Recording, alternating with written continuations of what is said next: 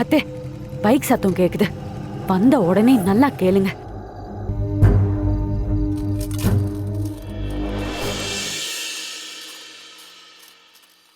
ஏண்டா, வேலை முடிஞ்சு நேரா வீட்டுக்கு வர வேண்டியது தானே?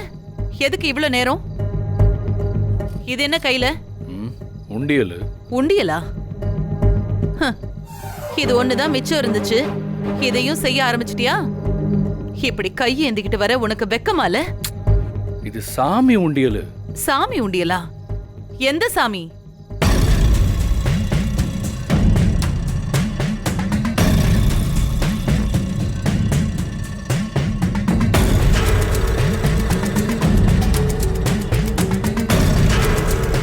ஆனந்தி ஹாஸ்டலில் வச்சு கும்பிட்டு இருந்த சாமி.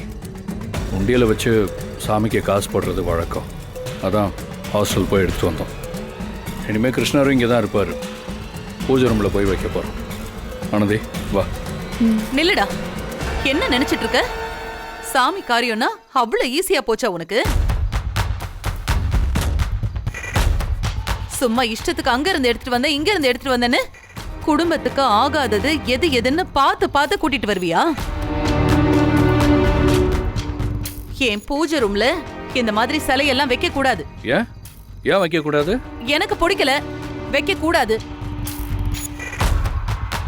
உனக்கு ஏமா நல்லதே பிடிக்க மாட்டேங்குது? சேர்க்க அப்படி எது நல்லதுன்னே புரியலையே. மாமா, யாழ்னி, நீங்க அத்தை கிட்ட பேசணும்னா அத்தை கிட்ட மட்டும் பேசுங்க. மறைமுகமா என்ன குத்தி காட்டி பேசாதீங்க. உன்னதான் சொல்றோன்னு டக்குன்னு புரிஞ்சிருச்சு உனக்கு? அப்போ நாங்க சொல்ற மாதிரி தான் நீ நடந்துக்கிறேன்னு ஒத்துக்கறியா?